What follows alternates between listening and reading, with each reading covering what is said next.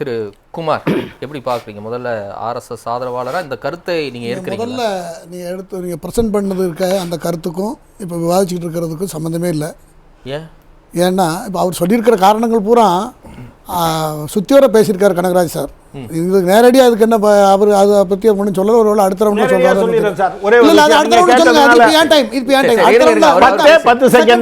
மோகன் பகவத் சொன்னது தப்பு, அவர் பிரிவினைவாதி. ராகுல் காந்தி பேசினது சரி, அவர் ஒற்றுமைக்காக. ரைட், ஓகே, சரி பேசிட்டார். இப்போ சொல்லிட்டு இப்போதான் அதுக்கு நேரடியாக வந்திருக்காரு. ஏன்னா எப்போதுமே அவர் சுற்றி வளைச்சு தான் வருவார். நான் என்ன சொல்ல வரேன்னா, அதாவது இந்த நாட்டோட இப்போ இந்திய அரசுக்கு தலைவர் பிரதமர் திரு நரேந்திர மோடி. மக்கள் அரசியல் கட்சிகள் ஒரு குழுக்கள், பல கருத்துக்களை ஏற்றுக்கொண்ட ஒரு மக்கள் குழுக்கள் ஒரு அரசியல் கட்சி வழியாக ஒரு அரசாங்கத்தை மக்கள் ஆதரவோடு தேர்ந்தெடுக்கிறது. அந்த அரசு தான் மாநில அரசாக இருந்தாலும் சரி, மத்திய அரசாக இருந்தாலும் சரி. மத்திய அரசினுடைய பிரதமர் சொல்லிட்டாருன்னா இது இவ்வளோ வேகத்தில் பேசுகிறதுல நியாயம் இருக்குது. அவர் ஆர்எஸ்எஸ் சீஃப் திரு மோகன் பகவத் இந்த நாட்டில் இந்த இயக்கம் ஆரம்பிக்கப்பட்டதே இந்து நலனுக்காகவும் இந்துக்களினுடைய பாதுகாப்புக்காகவும் ஆரம்பிக்கப்பட்ட அமைப்பு தான் ஆர்எஸ்எஸ், ராஷ்ட்ரிய சேவக் சங்.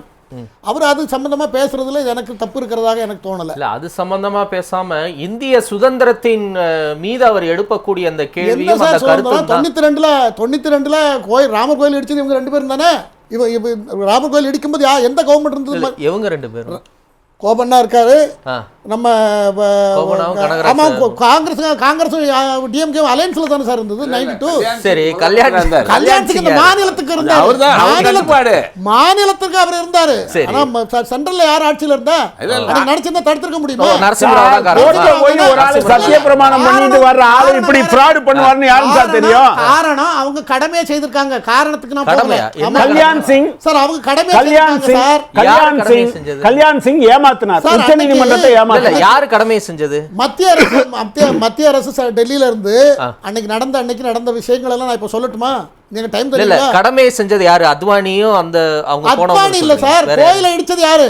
அது கடமையா? கோயிலை இடிச்சது யாரு? கோயிலை இடிச்சது யாரு? கோயில் தற்கொலை செய்து கொண்டது. பக்தர்கள் இடித்தாங்க. காந்தி எப்படி தற்கொலை பண்ணாரோ கோயில் தற்கொலை பண்ணிருச்சு. ஒரு பண்பாடு இல்ல, ஒரே நிமிஷம். கோயில் சொல்றது பண்பாடு கிடையாது. இன்னொருத்தர் பேசும்போது ஒருத்தர் பேச. ஒரே ஒரு வார்த்தையை தெளிவுபடுத்துங்க. கடமையை செஞ்சாங்கன்றீங்களா? யாரு கடமையை செஞ்சா? எது கடமை? நரசிம்மராவ் கடமை செஞ்சாருன்னு சொல்றேன். அப்படியே அவரை குற்றம் சாட்டுனீங்க. ஏன் நான் அவங்கள உடந்தையா இருந்தாங்கன்னு சொல்றேன். அப்புறம் எப்படி கடமையை செஞ்சிருப்பாங்க? ஏன் உடந்தையா இருந்தா செய்யக்கூடாதா? உடந்தையா இருந்தா செய்யக்கூடாது. அவருக்கு அதை ஏத்துட்டு இருக்காரு. அவர் ஒத்து பேசாம சும்மா இருந்தார் 2 நாளைக்கு. இல்ல, நீங்க யார சொன்னீங்கங்கறதுல சரி, ஓகே. சம்பவங்கள் நடக்கும்போது அந்த ஆட்சி தான் இருந்தது என்பதை வலியுறுத்துவதற்காக நான் இதை சொல்லுகிறேன். அது பெரிய தேச துரோகமாக இப்ப சித்தரித்துக் கொண்டிருக்கிறார்கள். அதாவது 1524 பாபர் இந்த நாட்டுக்கு உள்ள வந்தது. இப்ராஹிம் லோடியும் தௌலத் கான் 2 பேரும் அவருக்கு இன்வைட் பண்ணி வர வச்சு போர் நடந்து இங்க 4-5 வருஷம் ஆண்டு சரபு நதி கரையில் அவர் தங்கியிருந்து பாபர் நாமான்னு அவர் எழுதுகிற எழுத்துல அந்த குறிப்பிட்ட நாட்களை எழுதாம விட்டு அது நடந்ததெல்லாம் அதை இடிச்சது ஆரம்பிச்சது அதில் தொடர்ந்து சத்தது எல்லாத்துக்கும் வரலாறு இருக்கிறது, ஆவணங்கள் இருக்கிறது, எல்லாம் இருக்கு.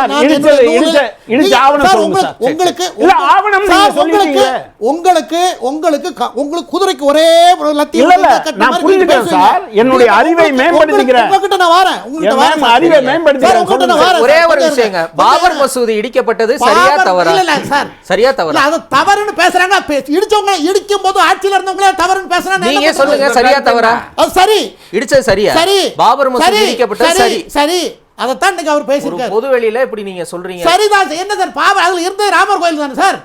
ராமர் கோயில் அங்க இருந்தது. சார் தொல்லியல் ஆய்வு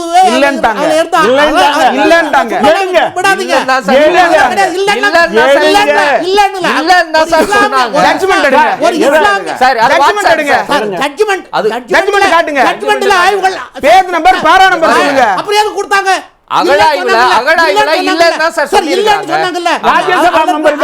அந்த இடத்துல இருந்த கேரளாவை சேர்ந்த ஒரு இஸ்லாமிய நண்பர் அவர் கொடுத்த வாக்குமூலம் அதுல பதிவா இருக்கு இல்லையா?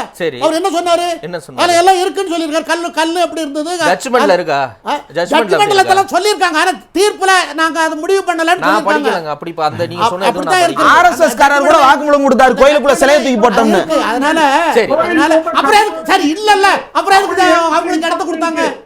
இல்ல இல்ல ராஜ்யசபா செஞ்சாங்க சார். வர புரட்சி கவிதாசன் வர சார் இல்லன்னா எதுக்கு கோயில் கட்ட அனுமதிச்சாங்க? ராஜ்யசபா செஞ்சாங்க சார். ஜட்ஜ்மென்ட் படி இல்ல, அப்புறம் எதுக்கு கோயில் கட்ட அதனால சார் சந்திரசூட் விமர்சிக்கிட்டு இருக்காங்க. அதெல்லாம் அவங்களுக்கு கண்ண மூடி கடவுள்கிட்ட கேட்டு தீர்ப்பு எழுதுறேன்னு சொன்னார்ல சொல்றாங்க சார். ஓவரால அது முடிவு பண்ணிருக்காங்க. சரி ஓகே. இவரு இல்ல ஆர்எஸ்எஸ் வந்து ராஷ்டிரிய சேவக் சங்ங்கிற ஆரம்பிக்கப்பட்டதனுடைய நோக்கமே இது இந்த இந்தியாவில் 6ஆம் நூற்றாண்டிலிருந்து தொடர்கிறது. 6ஆம் நூற்றாண்டிலேயே அந்நியர்கள் படையெடுப்பு எப்படி நடந்தது, மதங்கள் எப்படி உள்ள வருது, மத ரீதியா இருங்க 6ஆம் நூற்றாண்டிலிருந்து இந்த மதத்தின் வழியாக தான் இந்த நாட்டை பாதுகாக்க முடியும்ங்கிறது உணரப்பட்டு யாரு உணர்ந்தா? அன்னைக்கு எந்த பெரியவர்கள் இந்த நாட்டில் வாழ்ந்தவர்கள் ஆள சொல்லணுமா? ஆள சொல்றேன் கேளுங்க. குருநானக்ல இருந்து குருநானக், தாது, ராம்தாஸ், மீராபாய், ராணா, அதாவது இருங்க தேவேந்திரநாத் தாகூர், ஈஸ்வர சந்திர வித்யாநாதர், தயானந்த சரஸ்வதி, ராமகிருஷ்ண பரமஹம்சர், விவேகானந்தர், அன்னி பெசன்ட் என்ன செஞ்சாங்கிறது வரலாறுல இருக்கு. 6ஆம் நூற்றாண்டா இவங்கலாம் இல்ல 6ஆம் நூற்றாண்டுல இருந்து வருதுன்ற 6ஆம் நூற்றாண்டுல 15ஆம் வாங்க அடுத்து வாங்க. வர்றவர்கள் அந்நிய படையெடுப்பாளர்கள் எப்படி இந்தியாவுக்குள்ள வராங்க, அவங்க பிறகு மதத்தை கொண்டு வராங்க, அதுக்கப்புறம் மிஷினரி கிறிஸ்தவர்கள் வந்தாங்க, மிஷினரியை கொண்டு வராங்க.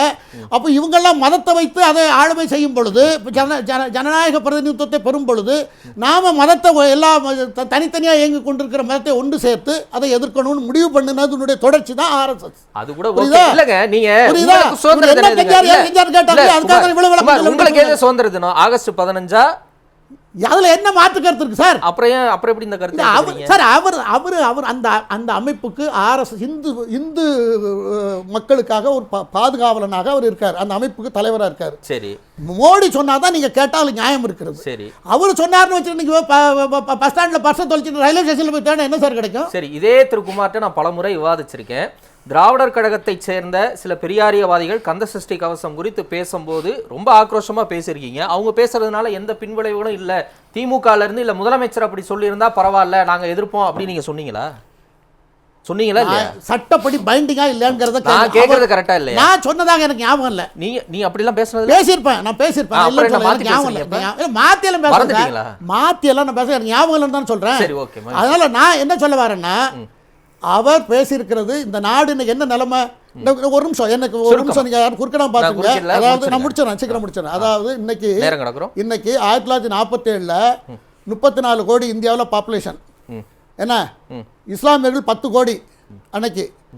அதே சமயத்தில் கிறிஸ்தவர்கள் 80 லட்சம் பேர் அன்னைக்கு இருந்தது. 47 இந்தியா முழுக்க அன்னைக்கு. ஆமா, அதான் கணக்கு. ஆக அப்படிதான் இருந்தாங்க. இன்னைக்கு பாருங்க 46ல் டைரக்ட் டாக்ஸ் இன்டேக்கு பிறகு நாடு பிரிஞ்சுது, எங்களுக்கு தனியாக கொடுங்கன்னு போயிட்டாங்க. போனதுக்கப்புறம் இன்றைக்கி பாகிஸ்தான் தனியாக போயிட்டதுக்கு பிறகு இங்கே இருக்கிற இஸ்லாமியர்களை இங்கே இருக்கிறவங்க சரி இருங்க நாங்கள் இங்கே தான் இருப்போம்னாங்க. சரி, அலோவ் பண்ணியாச்சு. நீங்க என்னங்க அலோவ் பண்ணீங்க? நீங்க யார அலோவ் பண்ணீங்க? நீங்க யார அலோவ் பண்ணீங்க? நீங்க யார அலோவ் பண்ணீங்க? என்ன குமார்? நீங்க யார அலோவ் பண்ணீங்க?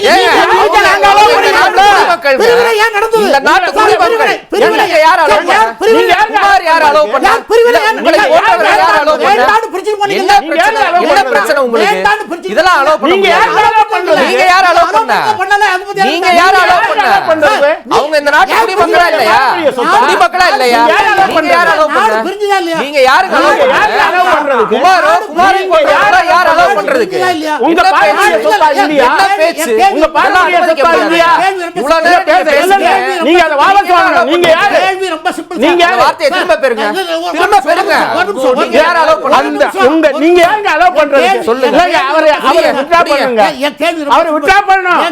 அவர் இவர் யார் அலோவ் பண்றது? வித்ரா பண்ணனும். நாங்க பேசல. வித்ரா பண்ணுங்க. அது வித்ரா பண்ணனும். அவர் வெளிய போகட்டும். நீங்க திரும்ப அவர் பேசல ஏற்க முடியாது. அவர் யாருங்க அலோவ் பண்றது? பேசுங்க. நான் புரிஞ்சிட்டேனா? யார இந்தியாவுல யார் அலோவ் பண்றது? யார் அலோவ் பண்ண? யார் அலோவ் பண்ண? போன்றவர்கள் யார் அலோவ் பண்ண? நீங்க யார் அலோவ் பண்றது? நான் சொல்றது வரலாறு. என்ன வரலாறு? எது வரலாறு? நீங்க யார் அலோவ் பண்றீங்க? யார் அலோவ் பண்ற? ஒரு ஸ்டேட்மென்ட் கெட் அவுட் ஆஃப் நான் அலோவ் சொல்லல. இதெல்லாம் அனுமதிக்க நான் அலோவ் பண்ண. அன்னைக்கு நடந்தது இதெல்லாம் சட்டப்படி தப்பு. சட்டப்படி நீங்க யார் அலோவ் பண்ணீங்க? அதெல்லாம் நீங்க யார் அலோவ் பண்ண? நீங்க யார்? முடியாதுங்க. நீங்க உங்க கருத்தை ஏற்க முடியாது. விட்டுருங்க. பிரபஞ்சமே ஏத்துந்தா நான் பத்தி ரிவர்ஸ் வாங்க போறது இல்ல. இது வாங்க மாட்டீங்க. அவ்வளவுதானா? ரைட். மக்கள் புரிஞ்சுப்பாங்க. நன்றி. நாசமாக்குறதுக்கு உருவான கட்சி கம்யூனிஸ்ட். என்னங்க பேசுறீங்க? எதுக்குங்க பேசுறீங்க? என்ன பேச்சு இது? என்ன பேச்சு பாருங்க. என்ன இப்படிதான் பேசுறீங்க? வரலாற்று நடந்தது நீங்க அப்படிதான் பேசுறீங்க. இல்ல நாசமா போறது எதுக்கு சொல்றீங்க? விமர்சனம் வைங்க. என்ன வார்த்தை இது? இதெல்லாம் சொல்ல கூடாது. வரலாற்று நடந்தது நான் சொல்றேன். ஏன் இவ்வளவு எமோஷனல் ஆறீங்க நீங்க? இல்ல பிறகு ஏன் எதுக்கு எமோஷனல் ஆறீங்க? என்ன நாசமா போற கட்சியை சொல்றீங்க? நான் உண்மையை இங்க பாருங்க. அது பாஜகவை சொன்னாலும் யார் சொன்னாலும் எதுக்கு இப்படி பேசுறீங்க? என்ன வார்த்தை இதெல்லாம்? ஏன் எமோஷனல் ஆறீங்க? ஏன் அனுமதிக்கணும்? மக்கள் பார்க்கட்டும். கம்யூனிஸ்ட் கட்சி என்ன பண்ணுச்சுங்கிறதெல்லாம் பார்க்கட்டும். ஆனால் அவர் விட்ரா பண்ணணும். அவர் விட்ரா பண்ணலைன்னா அவரை பேசவே விட மாட்டார். Who is he? இன்னும் கொஞ்சம் டைம் கொடுத்தா நீங்க வெளியே போங்க. விட்டுருங்க. வெளியே போங்க. இங்க பேச முடியாதுங்க. அவர் பேசினாருன்னா நான் இன்டரப்ட் பண்ணிக்கிட்டே இருப்பேன். ரைட். வர இது சரியா கிடையாது. இது தேச துரோகம். சரி. இது தேச துரோகம். ஓகே. திரு குமார், உங்க மேல எனக்கு மிகப்பெரிய வருத்தம் இருக்கு. நீங்க எப்பவுமே நிதானமா பேசக்கூடியவர். இருந்தாலும் நீங்க சொல்லக்கூடிய கருத்து இந்த அவைக்கோ மக்களுக்கோ ஏற்புடையதல்ல. அரசமைப்புக்கு முரணான ஒரு கருத்து. உங்களுடைய கருத்து இங்க இருக்கக்கூடிய பாஜக செய்தி தொடர்பாளரும் ஏத்துக்கல.